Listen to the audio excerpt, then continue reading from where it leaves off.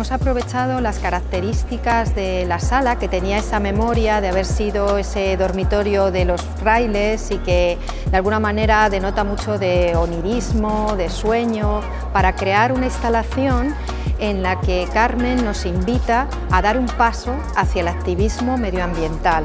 La sala está dividida en 3 partes y hay un muro quebrado, como una especie como de grieta, en la que tras ver unos vídeos muy poéticos que están además grabados con personas activistas que ya dieron ese paso hacia ser conscientes de que vivimos una emergencia climática muy importante, pues puedes pasar al otro lado y encontrarte con un mundo de la metamorfosis, que es esta segunda sala, mucho más onírico, en el que incluso se plantea de una manera utópica cómo podría ser un mundo de interrelación de todas las especies, lo humano con las plantas, con los animales. Una exposición pensada para sentir, para vivir una experiencia y luego pues para quizá, si es posible, dar ese paso hacia una conciencia medioambiental. Lo resplandeciente pues se refiere a la materia vital. No solamente son vibraciones de luz, sino son también vibraciones celulares, vibraciones moleculares.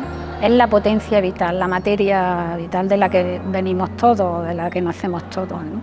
Vengo preocupada desde hace años por la crisis social, medioambiental y ecológica, ¿no?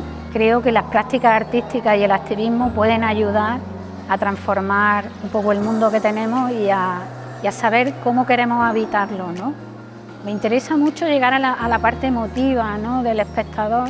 Por supuesto, no es un mensaje que sea pesimista, sino que es un mensaje, desde luego, de esperanza, ¿no?